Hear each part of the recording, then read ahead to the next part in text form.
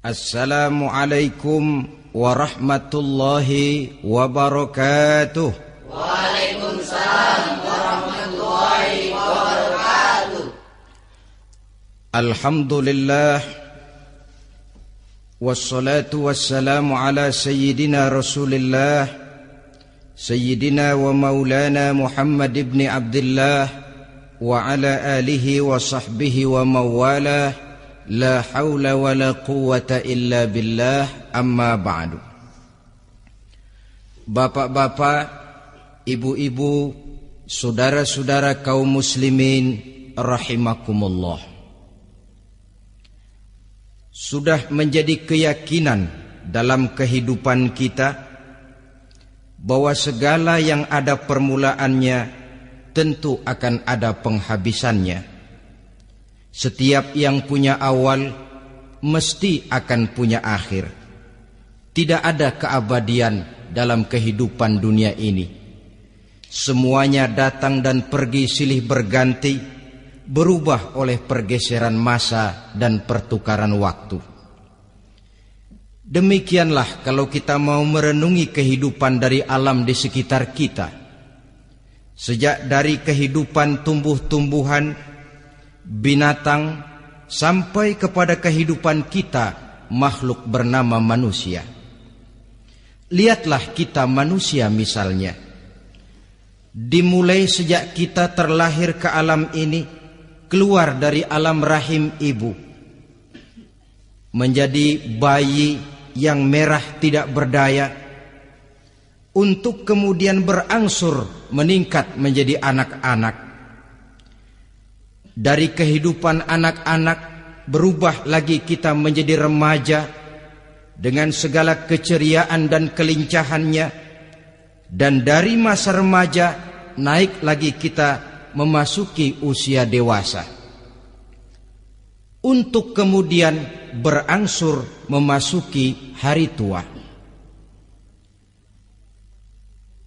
Lalu setelah kita memasuki hari tua, sehari, seminggu, sebulan, setahun, sampailah kita kepada batas waktu yang telah ditentukan oleh Allah, yang dinamakan ajal, dan bertemulah kita dengan yang disebut maut. Ini merupakan kepastian dalam kehidupan. Kalau saja kita mau merenung perubahan-perubahan yang terjadi pada diri kita, seharusnya membuat kita insaf dan sadar. Di kala remaja kita begitu lincah, punya rambut yang hitam ikal berderai, punya lesung di pipit, punya senyum yang indah menawan setiap orang yang melihat, punya kulit yang kencang dan bersih. Manakala kita memasuki hari tua, perubahan frontal pun terjadi. Kulit mulai jadi keriput, rambut yang tadinya hitam ikal berderai mulai memutih, nikmat berkurang, gigi yang tadinya utuh dan sanggup mengunyah apa saja, satu demi satu permisi meninggalkan kita. Sangat boleh jadi dikala remaja kita senyum semua orang terpikat, dikala hari tua dengan kulit yang keriput dan gigi yang tidak ada lagi, manakala kita senyum mungkin orang bakal lari dari sekitar kita. Kemana keindahan yang tadinya begitu menawan? Kemana senyum lesung pipit yang tadinya menarik perhatian orang? Pergi meninggalkan kita, berubah oleh pergeseran masa dan pertukaran waktu. Nah, bila maut datang menjemput kita, selesailah kehidupan sampai di situ? Ternyata belum. Kalau lahir merupakan perpindahan hidup dari alam rahim ke alam dunia, maka mati hakikatnya merupakan perpindahan hidup dari alam dunia ini ke alam kehidupan yang berikutnya, yang dinamakan dengan alam barzah. Andai kata hidup cuma sekali, secara moral kita sanggup berkata, alangkah tidak adilnya Tuhan. Kenapa? Dalam kehidupan ini kan aneka ragam terjadi. Ada orang yang zolim, ada orang yang dizolimi. Ada orang yang membunuh, ada orang yang terbunuh. Ada orang yang kaya, ada orang yang miskin. Ada orang yang jujur, ada orang yang menghalalkan segala cara. Sehingga banyak ketidakadilan yang terlepas daripada pengadilan dunia. Lalu orang pun bilang, di dunia ini katanya banyak pengadilan tapi sulit keadilan. Di dunia ini mudah mencari pengadilan tapi sulit untuk mencari ketidakadilan. Andai kata hidup cuma sekali, tidak akan ada hidup sesudah hidup yang sekarang ini. Bagaimanakah nasib mereka yang lepas dari pengadilan dunia ini? Alangkah tidak adilnya Allah, andai kata tidak ada kehidupan sesudah hidup yang sekarang. Tentulah akan terjadi di mana orang menghalalkan segala macam cara untuk mencapai tujuan. Yang penting kan saya kaya, yang penting kan saya punya jabatan dan kedudukan tinggi. Kalau perlu jilat atas, jilat atas. Kalau perlu sikut kiri kanan, sikut kiri kanan. Kalau perlu injak bawah, injak yang bawah. Ini prinsip daripada orang-orang komunis. Dan pantas karena mereka tidak percaya kepada kiamat. Pantas karena mereka tidak percaya akan adanya kehidupan sesudah hidup yang sekarang ini. Maka saya menghimbau kepada seluruhnya, kita sudah kadang menyepakati negara ini berdasarkan Pancasila. Kita sudah kadang konsensus bahwa PKI dengan seluruh ajarannya tidak punya hak hidup di bumi Pancasila yang kita cintai ini. Maka salah satu ajaran PKI tujuan menghalalkan cara. Kita orang Indonesia yang berbudi pekerti luhur, yang punya nilai budaya tinggi, janganlah sampai mencaci PKI, membubarkan PKI, mengutukkan PKI, tapi dalam kehidupan sehari-hari prakteknya prinsip komunis kita pakai. Apa itu? Tujuan menghalalkan cara. Asal sudah tujuan tercapai, cara apapun saja halal. Itu pandangan hidup orang yang tidak percaya kepada adanya hari akhirat. Sebagai muslim yang yakin akhirat ada, kiamat pasti akan datang. Hidup tidak cuma sekali. Maka kalau kita zalim, kalau kita berbuat aniaya, kalau kita melakukan korupsi, kalau kita merugikan orang lain, boleh jadi kita terlepas daripada pengadilan dunia. Tapi ingatlah, kita tidak akan pernah lepas dari pengadilan Allah. Pengadilan Qadhi Rabbul Jalil, di mana kita akan diadili dengan seadil-adilnya. Dan tidak satu perbuatan yang bersifat salah, yang bagaimanapun kecilnya, yang akan lepas dari pengadilan di akhirat itu nanti. Pantas saja kalau satu hari malaikat Jibril datang menasehati Rasulullah sallallahu alaihi wasallam, yang artinya juga menasehati kita semua. Apa kata malaikat Jibril kepada baginda Nabi? Ya Muhammad, ish ma syi'ta fa innaka mayyitun. Hai Muhammad, hiduplah semau kamu, tapi jangan lupa kamu pasti akan mati. Kalau memang dilarang tidak terlarang, dicegah tidak tercegah, kamu mau melaksanakan hidup menurut maumu sendiri, persilakan, hiduplah menurut mau dan gayamu. Tapi jangan lupa, fa innaka mayyitun, satu saat kau pasti bakal mati. Dan mati itu bukan akhir dari segalanya. Dia babak baru bagi kehidupan selanjutnya. Silakan hidup menurut maumu, tapi jangan lupa kau pasti akan mati. Wa'mal ma syi'ta fa innaka majziyun bih. Kerjakan apa saja yang kamu mau. Kalau kau mau menghalalkan segala macam cara, persilahkan halalkan segala macam cara.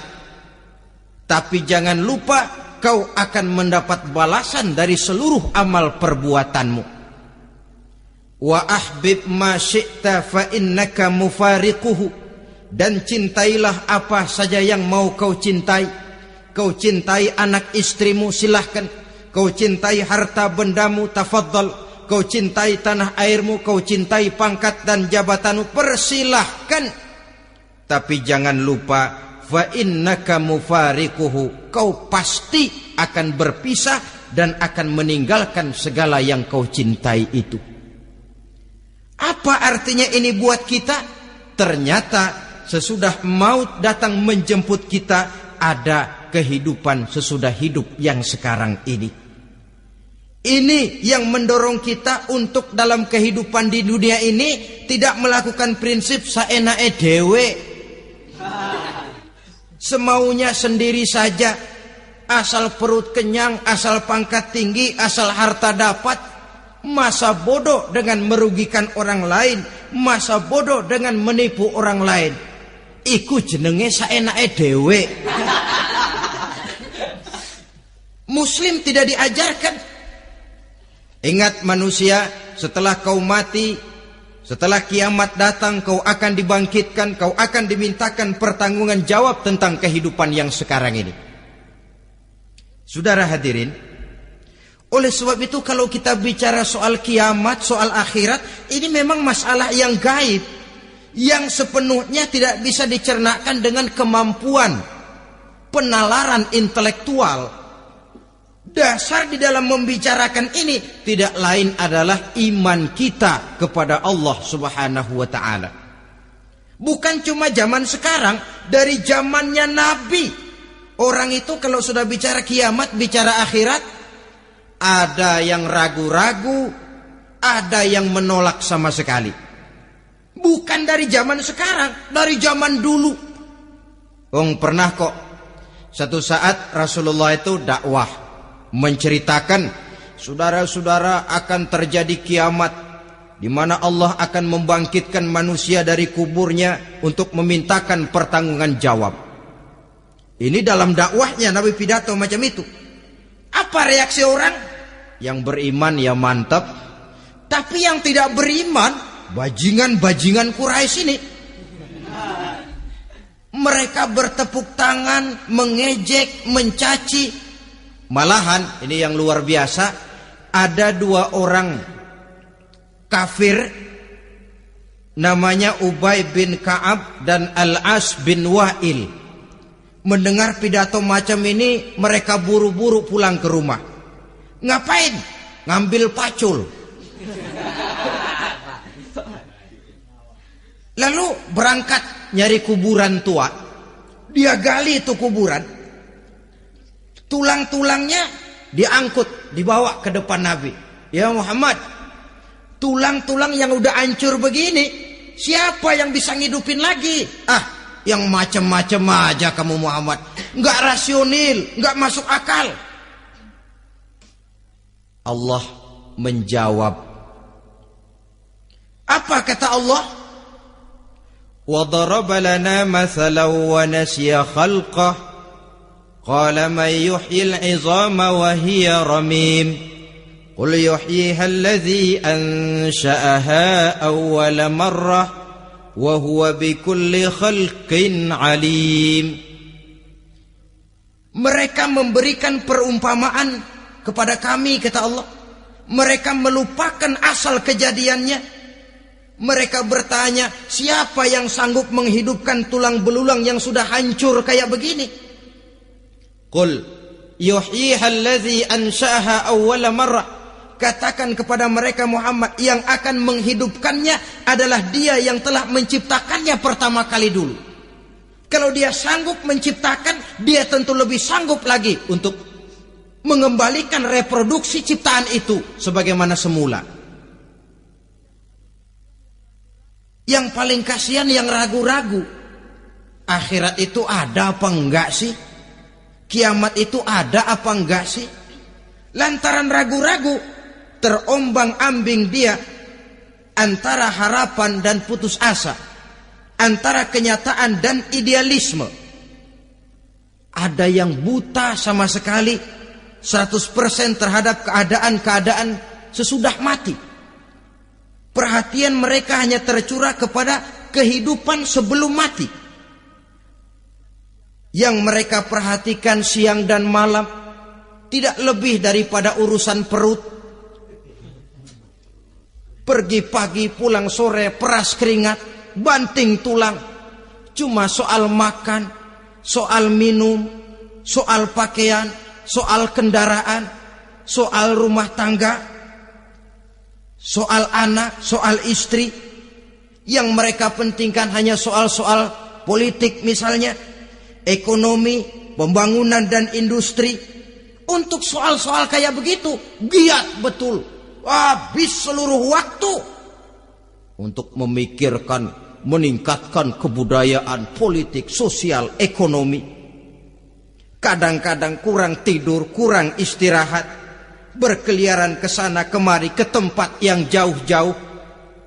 Sampai-sampai kadang-kadang terkena stres, penyakit darah tinggi, ginjal, lever, untuk memikirkan hal-hal yang semata-mata karena dunia saja.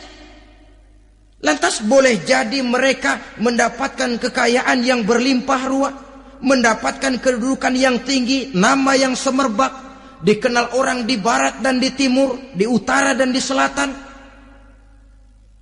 Tetapi alangkah kecewanya mereka jikalau datang ajal menjemput nyawa, mati mereka, meninggalkan harta yang banyak, nama yang masyhur. Mereka disebut dengan jasa-jasanya. Radio memberitakan, TV menyiarkan, koran-koran memuat. Bahkan nama mereka kadang-kadang dikenang 2-3 tahun setelah wafatnya. Tetapi dalam pada itu, roh mereka merintih, mengeluh, menderita, karena dilemparkan oleh Allah ke tempat-tempat yang kotor. Penyesalan yang sudah tidak akan ada gunanya lagi. Saudara-saudara kaum muslimin rahimakumullah. Oleh karena itu, kehidupan akhirat bukanlah dongeng dan takhayul, bukan khurafat dan hayalan. Kehidupan akhirat, hari kiamat adalah kebenaran dan kepastian. Dalam surah Al-Hajj ayat ke-7, Allah Subhanahu wa taala menyatakan, wa anna as-sa'ata atiyatun la raiba fiha wa anna Allah yab'atsu man fil qubur. Dan bahwasanya kiamat itu sesungguhnya adalah sesuatu yang pasti dan tidak ada keraguan-raguan lagi di dalamnya. Dan bahwasanya Allah sungguh-sungguh akan membangkitkan manusia dari kuburnya masing-masing.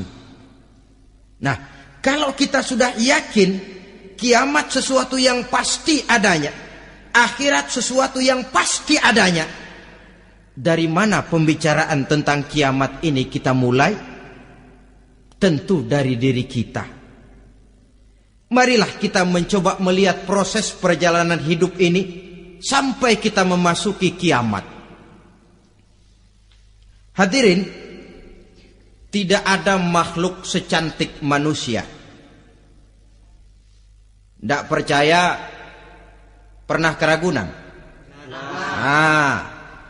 Saudara masuk ke kebun binatang, segala macam makhluk ada di situ. Ratusan macam jenis binatang. Bandingkan dengan saudara, kira-kira cakep mana?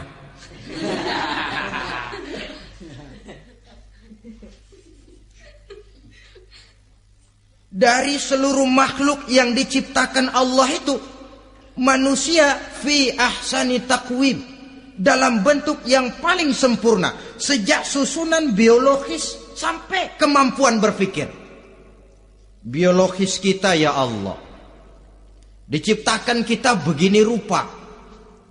Diberikan 2 kaki untuk berjalan, 2 tangan untuk bekerja, diberikan 2 mata, dua-duanya di depan. Pernah saudara mikir kalau mata kita yang satu di depan, yang satu di belakang? rasanya nggak laku kacamata itu.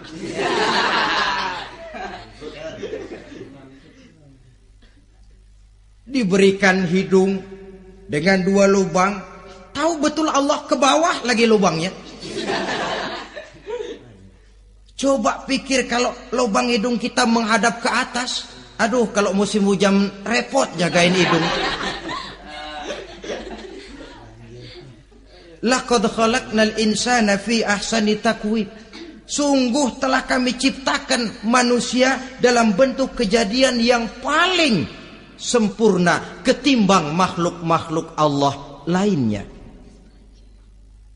Nah, kesempurnaan manusia ini oleh karena hidupnya terdiri dari 2 unsur pokok. Pertama unsur jasmani dan kedua unsur rohani. Jasad dan roh. Jasad yang terlihat sekarang ini, potongan saudara yang ngejedok di depan saya ini jasad saudara. Ini yang berasal dari saripati makanan yang dimakan oleh bapak ibu kita. Lalu hasil kerjasama yang baik antara ibu dengan bapak, terwujudlah kita. Kalimat langsungnya jasad ini berasal dari tanah yang tadi berubah dari bayi, remaja, dewasa, meningkat hari tua. Yang berubah itu jasmani kita. Kenapa? Karena jasmani itu materi, benda, daya tahannya terbatas. Dia berubah oleh pergeseran massa dan pertukaran waktu. Apa ada orang makin tua makin cakep? Jasmani oleh karena dia materi, dia berubah oleh pergeseran massa dan pertukaran waktu. Nah, yang menyebabkan jasmani itu bergerak karena ada roh di dalamnya. Ini yang menyebabkan kehidupan. Ini yang menjadi sumber kehidupan, pusat kesadaran dan pengertian dalam kehidupan manusia. Tanpa roh dalam diri kita, maka jasad kita pernah lihat orang mati? Nah, itu kalau orang mati, coba perhatikan. Apanya yang kurang? Kupingnya masih ada, tapi sudah tidak sanggup mendengar. Matanya masih lengkap, tapi tidak mampu melihat. Jangankan melihat, terbuka saja tidak. Mulutnya masih ada, tapi sudah tidak bicara lagi. Telinganya cukup, tapi sudah tidak sanggup mendengar. Kakinya lengkap, tapi tidak mampu lagi berjalan. Apa penyebabnya itu? Ternyata jasmani kita, jasad ini manakala sudah ditinggalkan oleh ruh, dia tidak akan bisa berdaya apa-apa, tidak mampu berjalan, tidak pula berbuat, tidak pula bekerja apapun saja. Saudara-saudara, dua-duanya punya kebutuhan. Jasmani ada kebutuhannya, rohani pun ada kebutuhannya. Jasmani yang jelas perlu makan, perlu minum, perlu tidur, perlu pakaian, dan sebagainya. Nah, apabila saat berpisah datang, ajal sampai, berpisahlah roh dan jasad. Dan itulah yang dinamakan dengan maut. Jadi, apa sih mati itu? Mati adalah berpisahnya roh dengan jasad. Sebab itu Islam sangat menganjurkan kita untuk banyak-banyak mengingat mati. Bagaimana caranya mengingat mati? Pertama, mati itu kan pasti. Kira-kira yang hadir di sini ada yang nggak mati nggak kira-kira? Semuanya bakal mati kan? Berani? Berani. Sekarang mau? Saudara, sebenarnya kalau kita merenung lebih jauh, orang itu tidak perlu takut mati. Walaupun tidak boleh terlalu berani menghadapi mati. Karena bagaimanapun takutnya kita kepada mati, toh dia pasti datang. Bagaimanapun beraninya kita mati, kalau belum ajal ya tidak mati juga. Jadi muslim itu kan harus berani menghadapi hidup dan tidak takut menghadapi mati. Mati adalah sesuatu yang pasti. Muslim dianjurkan banyak-banyak mengingat mati dalam kehidupan. Caranya bagaimana? Pertama, berziarah nengokin teman yang sakit. Ya? Suka nengokin teman yang sakit enggak? Oh, itu pahalanya kata Nabi. Menengok orang yang sedang sakit lebih afdol daripada sholat sunnah 1000 rakaat. Apa pernah saudara sembahyang sunnah sampai 1000 rakaat? Nengokin orang sakit pahalanya lebih afdol daripada itu. Kenapa menengoki orang sakit mengingatkan kita kepada mati? Iya ya, ini teman saya yang kemarin segar banget, bercanda sama saya, ketawa sama-sama, sekarang terbaring tidak berdaya, hilang kemampuannya, hilang keceriaannya, sakit. Iya kalau sembuh, kalau ajal, iya sekarang giliran dia, kalau jatuh ke saya. Lalu menghibur teman dengan kata-kata yang enak, yang akan mendatangkan sugesti supaya dia cepat sembuh. Jangan nengokin orang sakit jujur. Sakit apa lu? Perut. Emang teman gua kemarin sakit begini mati gak? Wah, itu orang bisa jadi shock lantaran etika kita tidak akan sampai ke sana. Menjenguk orang sakit akan mengingatkan kita kepada mati. Apalagi ziarah kubur. Ada yang orang tuanya sudah meninggal? Kalau ada, ya tidak bisa tiap hari, sekurang-kurangnya seminggu sekali, Jumat pagi misalnya, ziarah kita ke kubur. Sehingga kalau kita masuk kubur kan ada etikanya. Assalamualaikum ya ahlal kubur wa inna insyaallahu bikum lahikun. Hai penduduk kubur, keselamatan bagi kamu dan kami yang masih hidup sekarang ini insyaallah pasti bakal nyusul kamu. Iya, yang kemarin gagah benar sekarang terbaring tanpa daya. Ini unggukan kuburannya. Yang kemarin ada sekarang sudah tidak ada. Kemana dia?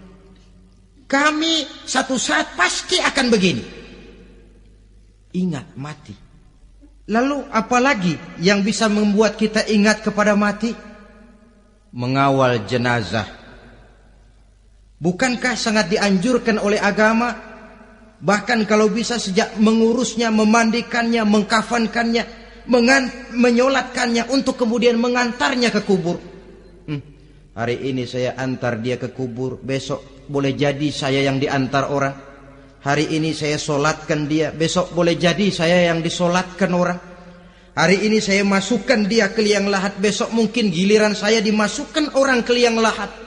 Ingat mati, tumbuh kesadaran.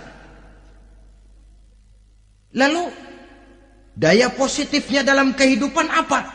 Nah, saudara-saudara hadirin, orang yang mengingat mati bukan lantas menjadi lemah dalam kehidupan, menjadi putus asa, sedikit semangat, terbentur kesulitan, mudah frustasi. Bukan itu tujuannya kita diperintah mengingat mati. Jelasnya Islam menganjurkan kita untuk mengingat mati guna maksud-maksud yang positif, supaya orang lalu sadar hidup ini cuma sebentar. Maka mumpung hidup, nah ini mumpung, tapi mumpung yang baik.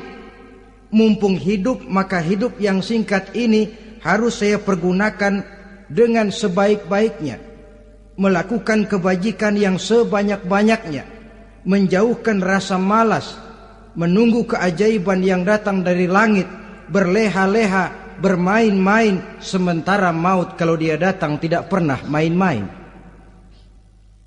Pantas kalau seorang penyair bernama Syauqi memesankan tazawwad bittaqwa fa innaka la tadri idza hanna al-lailu hal ta'ishu ila al-fajri kam min sahihin mata min ghairi illatin wa kam min alilin 'asha hinan min ad-dahri.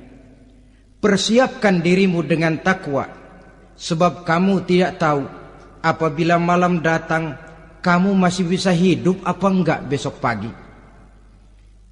Apa ada jaminan saudara yang kumpul di depan saya malam ini besok masih bisa hidup? Tidak. Ada jaminan? Tidak. Tidak ada sama sekali. Kam min sahihin mata min ghairi illatin. Berapa banyak orang sehat mati enggak pakai sakit lagi. Sebabnya kadang-kadang ringan saja.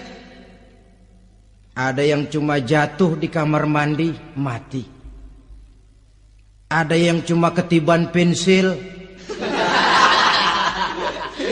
Iya, kalau ketiban pensil 3 peti masa enggak mati.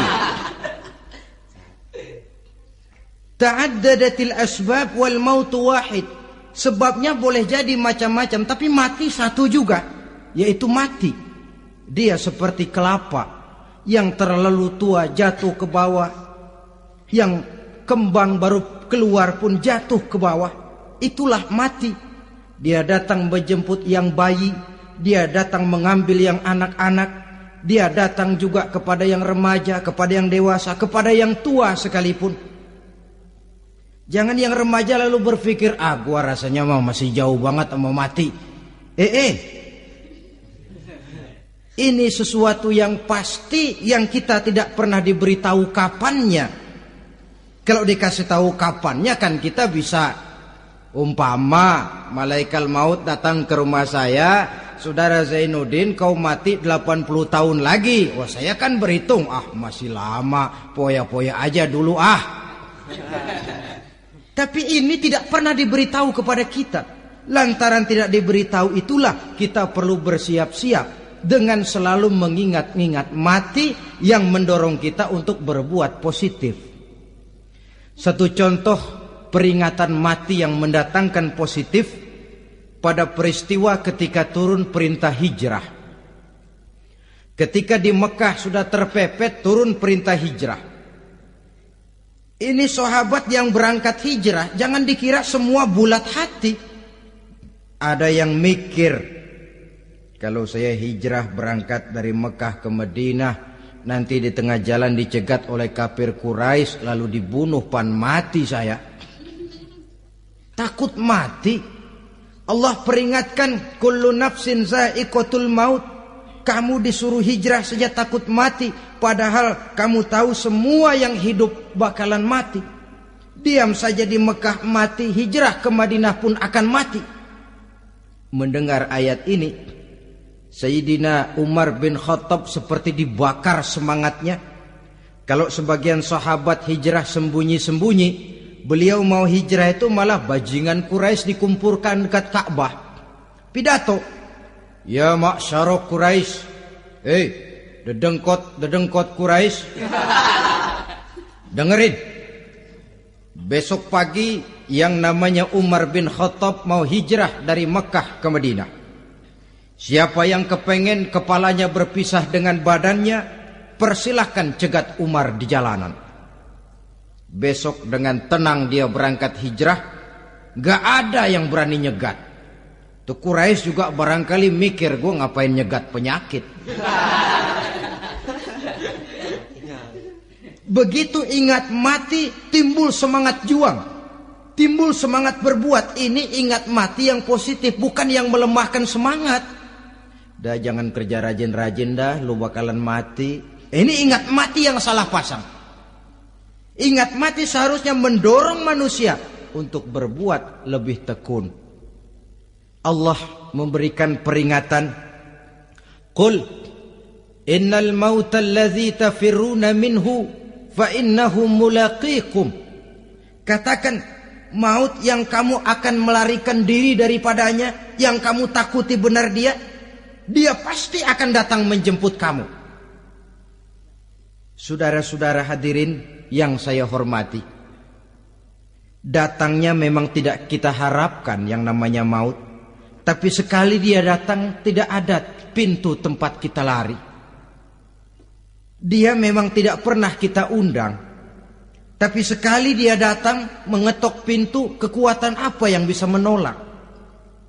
Dia sebuah tanda seru dalam kehidupan. Apa yang menyebabkan orang takut mati? Pertama barangkali karena dia tidak tahu bagaimana kehidupan sesudah mati.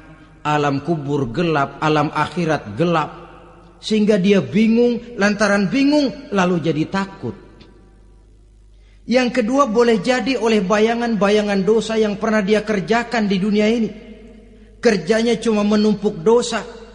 Dia gembira, bahagia, tertawa di atas tumpukan dosanya. Merasa segan berpisah dengan seluruh kehidupan ini. Sehingga boleh jadi maut adalah sesuatu yang ditakutkannya benar dalam kehidupan. Tapi bagaimanapun takutnya, tidak ada tempat lari dari dia. Dalam ayat lain Allah jelaskan, Aynama takunu yudrikumul mautu walau kuntum fi burujim musayyadah. Di mana saja kamu berada, dalam benteng yang paling tangguh sekalipun, maut pasti akan datang menjemput kamu. Nah, bagaimana caranya maut datang menjemput kita? Bila datang dia, sang malaikat pencabut nyawa, malaikat Israel namanya, hendak mengambil ruh kita. Dalam suasana macam begitu, di akhir kehidupan dunia, dalam berhadapan dengan sakaratul maut, terbagilah manusia dalam dua bagian besar. Pertama, yang menghadapi sakaratul maut itu dengan husnul khatimah, baik di akhirnya, sehingga pada saat ruhnya berpisah dengan jasadnya, kelihatan dia seperti senyum, mukanya cerah. Bahkan sebelum itu boleh jadi dia sempat meninggalkan pesan-pesan yang baik. Ada yang sempat azan, ada yang sempat baca Quran. Pernah kan nemui orang yang mau mati seperti itu? Yang sempat azan, yang sempat baca Quran, yang sempat meninggalkan wasiat-wasiat yang baik. Sebab apa? Malaikat maut datang menjemput mereka juga dengan baik-baik. Dicabut ruhnya perlahan-lahan, tapi sungguh pun perlahan-lahan. Pedihnya, sakitnya tetap tiada tara. Rasulullah Sallallahu Alaihi Wasallam, dikala beliau hendak berhadapan dengan sakaratul maut, diceritakan mencelupkan tangannya ke dalam gelas berisi air, lalu mengusapkannya ke muka beliau seraya berdoa, Ya Allah, mudahkan saya dalam menghadapi sekarat ini. Beliau juga yang mengatakan bahwa sakitnya sakaratul maut sama dengan 300 kali bacokan pedang. Sehingga kita diajarkan doa. Di antara doa selamat itu kan ada Allahumma hawwin alaina fi sakaratil. Ya Allah, mudahkan saya di dalam menghadapi sakaratul maut itu. Ketika ruh ini keluar dari jasad, mata masih mengikuti ruh itu. Sehingga kadang-kadang ada yang matanya terbelalak dan tidak sempat ditutup, terbuka terus, mengikuti ruh itu keluar dari jasadnya. Adapun golongan kedua, manusia yang ketika berhadapan dengan sakaratul maut mendapatkan su'ul khatimah, jelek di penghabisannya. Sekaratnya sudah setengah mati, lalu jelek juga di akhirnya, mati dalam keadaan yang tidak baik, tidak terpuji. Ada yang lagi megang kartu, mati. Ada yang lagi di tempat ngadu ayam, mati. Ada yang lagi di tempat pelacuran, mati. Ada yang lagi megang botol minuman keras, mati. Nih barangkali malaikat maut gemes banget nariknya, lu bajingan, lu tarik terus ya, mati su'ul khatimah. Makanya bagus itu. Kadang-kadang di majelis-majelis taklim kan sering dibaca, ya Allah biha, ya Allah biha, ya Allah bihusnil khatimah. Kan ada itu? Ada enggak? Saudara hadirin, mohon agar oleh Allah kita diberikan husnul khatimah, baik di saat ruh akan berpisah dengan jasad. Ini sesuatu yang pasti. Sang malaikat maut datang menjemput nyawa. Setelah ruh berpisah dari badan, maka tinggallah sang badan, ditangisi oleh semua yang kita tinggalkan. Sehingga kepada putrinya Fatimah, ketika malaikat maut datang hendak menjemput baginda Nabi, beliau berkata kepada anaknya, Fatimah, kamu tahu siapa yang datang? Saya tidak tahu, Bapak. Yang datang hadimul lazat. Itu dia yang menghancurkan seluruh kesenangan dunia. Wa qati'u syahwat, yang memisahkan kita dengan seluruh yang kita cintai. Dia malaikat maut, Pak. Manakala jasad sudah ditinggalkan oleh ruh, itulah yang dikerubungi orang. Anak menangis, istri menangis, orang tua bersedih, teman-teman merasa kehilangan, menangisi jasad. Diuruslah jasad kita, dimandikan sebagaimana mestinya, dikafankan dengan kain putih 3 lembar, itu yang hendak kita bawa kembali ke tempat asal kita. Pakaian sutra, jas yang mereknya Switzerland wool, kain yang Samarinda, sepatu yang Belly atau Beltoni, jam tangan yang Rolex, kendaraan yang serba mewah, tidak ada yang menyertai kita. Kain putih 3 lembar itu saja lagi. Demi setelah dikafankan, dibujurkan kita menghadap ke arah kiblat, orang banyak pun datang menyolatkan kita dengan 4 takbir, diiringi dengan doa. Lalu upacara pelepasan, berangkat kita meninggalkan anak, istri, suami, kampung halaman, tanah air, bahkan alam dunia ini. Selamat tinggal alam dan seluruh isinya. Tinggallah yang tinggal. Saya akan kembali ke tempat asal dari mana saya datang, untuk kembali mempertanggungjawabkan seluruh perbuatan saya dalam kehidupan ini. Manakala upacara pelepasan selesailah sudah, dimasukkan kita ke keranda jenazah, digotong orang, bismillah wa ala millati rasulillah, dibawa ke tempat peristirahatan terakhir katanya. Padahal dulu kalau mau kita istirahat, ke villa lah kita, ke Bali lah kita, ke Hong Kong lah kita, ke tempat-tempat tamasya yang indah. Oh, rupanya akan sampai juga perjalanan menuju tempat peristirahatan terakhir, yang luasnya tidak akan lebih dari 2 kali 1 meter. Diusung orang kita, diantarkan orang banyak. Manakala sampai ke atas liang lahat, pengusung jenazah dibuka, diturunkan kita ke liang lahat, dibaringkan. Gumpalan tanah akan jadi bantal kita. Muka dibuka, dihadapkan ke arah kiblat. Setelah itu ditutup liang lahat kita dengan kayu. Masih belum kurang, diuruk dengan tanah. Yang menguruk orang-orang yang tadinya mencintai kita, menyayangi kita. Tapi ketika jasad sudah ditinggalkan ruh, habis rupanya cintanya. Coba jasad kalau sudah ditinggalkan ruh, 3 hari aja di rumah, serem. Ya mayit, siapa yang betah nemenin mayit?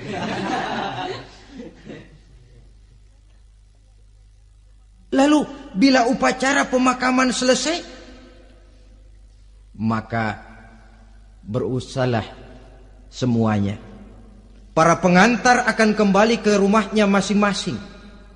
Maka masuk kita ke alam kehidupan, yaitu yang disebut alam barzakh atau alam kubur. Apa selesai hidup sampai di situ? Tidak. Hanya beberapa langkah setelah yang mengantar kita pulang. Diriwayatkan dalam hadis Bukhari dan Muslim, bila seseorang sudah diletakkan di kuburnya, lalu yang mengantar kembali pulang, maka roh si mayit akan dapat mendengar bunyi terompah orang yang pulang itu. Bunyi terompahnya terdengar. Datang dua malaikat menanyakan dia dengan pertanyaan-pertanyaan yang kalau bisa dijawab dengan betul, dua malaikat yang bernama Munkar Nakir akan bilang, jawabanmu betul, tenanglah kau di sini, naumatal arus, tidurlah kau di sini seperti tidurnya pengantin. Orang yang baik-baik di alam kuburnya akan mendapat nikmat kubur. Sehingga masa penantian yang lama, sebab jangan lupa, kita masuk ke kubur itu kan menunggu sampai datangnya hari kiamat. Jadi kalau kiamat umpama masih 1000 tahun lagi, ya 1000 tahun kita menunggu. Orang yang baik-baik penantian di alam kubur, kata malaikat, naumatal arus, tidurlah kamu seperti tidurnya pengantin. Bagaimana sih tidurnya pengantin? Nggak berasa. Iya, kata anak sekarang, endah aja udah. Begitu mendusin pagi, kata lakinya, malam sebentar bener ya Neng. Sebentar betul katanya malam. Iya tentu saja tidak terasa. Kenapa? Dia tidak pernah memikirkan waktu. Terbawa oleh kenikmatan dan kelezatan yang dirasakannya dalam kehidupan. Tapi orang kafir, orang yang dosanya bertumpuk, tidak sanggup menjawab pertanyaan dua orang malaikat, maka dia akan mendapat azab di alam kuburnya terus menerus siang dan malam sampai datangnya hari kiamat. Ibarat maling ayam ketangkep, belum masuk pengadilan udah digebugin duluan. Kan begitu kan? Ada maling ayam nggak di sini? Nah, itu yang nyaut tadi pengalaman itu. Di sidang belum divonis, belum digebugin babak belur. Saudara hadirin, maka alam kubur bisa merupakan raudhatun min riyadil jannah. Taman di antara taman-taman surga, pun juga bisa merupakan hufratun min hufarin niran, menjadi liang daripada neraka. Ada lagi riwayat yang dari Imam Muslim yang diperoleh dari Zaid bin Sabit. Zaid bin Sabit cerita, satu hari kami bersama Rasulullah sallallahu alaihi wasallam berada dalam kebun kepunyaan Bani Najjar. Rasulullah sedang duduk di atas keledai. Tiba-tiba entah bagaimana itu keledai terkejut, kaget, berontak, hampir Rasulullah jatuh. Rasulullah kemudian bertanya, rupanya di kebun itu ada kuburan tua, 5 atau 4 kuburan. Rasulullah lalu bertanya, saudara-saudara ada yang tahu nggak ini kuburan siapa? Nggak ada ya Rasulullah. Memang kenapa? Ini penghuni kuburnya lagi disiksa oleh Allah. Andai kata boleh saya mohon kepada Allah supaya kamu dengar seperti yang saya dengar, andai kata saja kamu kuat mendengarnya, saya pasti akan berdoa. Tapi sayang, saya yakin kamu pasti tidak akan kuat mendengar mereka mendapat azab di kuburnya. Hadis sahih riwayat Imam Muslim dari Zaid bin Sabit. Kehidupan di alam barzakh. Pak, iya kalau yang matinya dikuburin. Lah kalau yang matinya diceburin ke laut, dibakar, di medan perang hilang gak ketahuan kemana jenazahnya. Saudara, hilang kek, dikubur kek, di dalam lautan direndam kek, itu kan cuma logika kita. Menurut Allah tidak ada perbedaan orang mati dikubur di dasar lautan, atau dibakar sampai jadi abu, atau gugur di medan perang tidak ketemu jenazahnya. Entah mereka tetap masuk ke alam barzah namanya.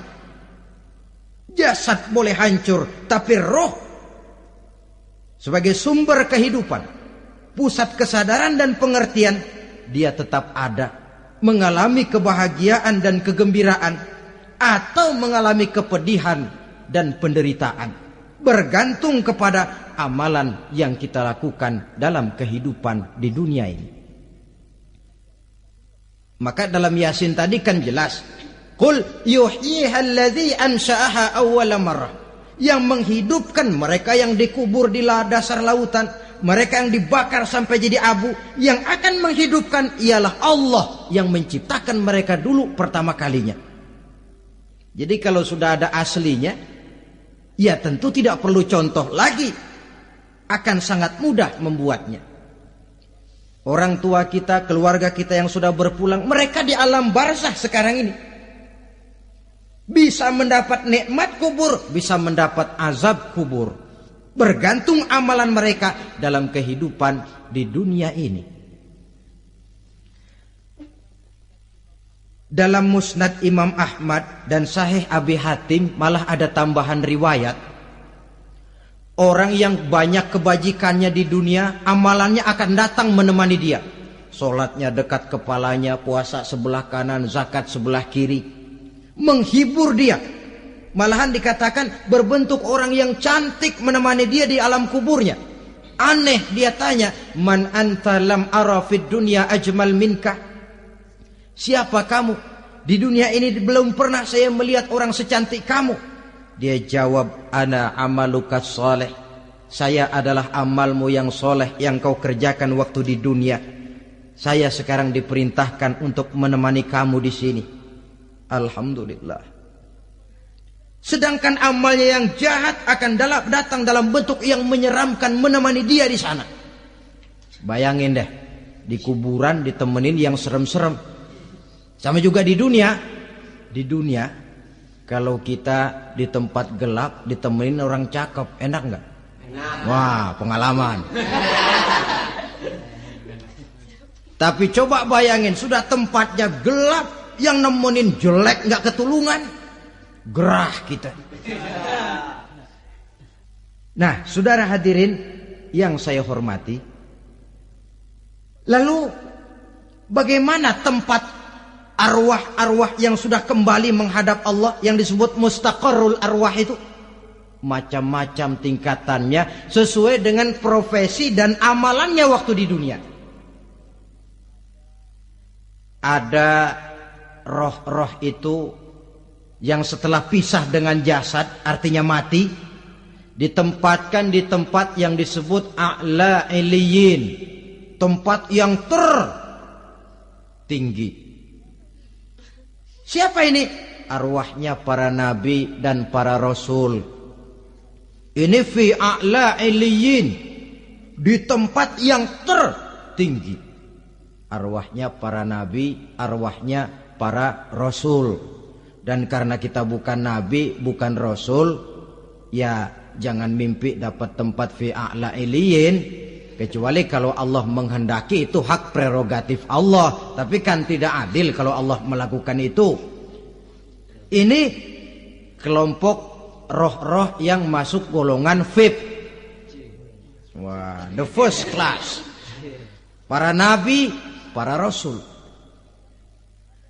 Lalu ada pula roh-roh itu yang setelah pisah dengan jasadnya diumpamakan seperti burung-burung hijau yang berterbangan di perkebun-kebunan surga. Roh siapa mereka ini? Rohnya para syuhada, orang-orang yang mati syahid gugur membela agama. Nah, ini bedanya orang mati syahid dengan pahlawan, ya. Apa bedanya syuhada dengan pahlawan?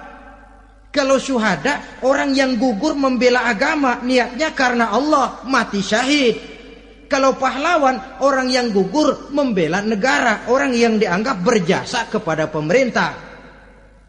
Klimaksnya, kalau orang mati syahid jelas surga, tapi pahlawan belum tentu surga. Kenapa? Bergantung kepada negara macam apa yang dibelanya dan pemerintah model mana yang dibelanya. Di negara-negara komunis misalnya, banyak nggak pahlawan? Banyak. Dengan sekian tanda jasa yang mati di medan perang dan sebagainya. Kira-kira pahlawan komunis masuk surga nggak? Ya, kalau pahlawan komunis masuk surga, kita nggak kebagian kapling di surga barangkali. Inilah bedanya pahlawan dengan orang mati syahid. Kemudian ada pula roh itu yang tertahan di pintu surga. Tertahan di pintu surga. Ini seperti tadi, orang yang mati syahid tapi masih ada kaitan di dunia. Rasulullah pernah ditanya orang, "Ya Rasul, kalau saya maju ke medan perang bela agama, mati syahid, apa saya masuk surga?" "Iya, masuk surga. Kecuali kata Nabi, kalau masih punya utang." Nah, tertahan di pintu surga. Ada pula roh itu yang tertahan di alam kuburnya. Ini umumnya seperti tadi itu. Ada mempunyai dosa, mempunyai kesalahan, sehingga merasakan azab kubur.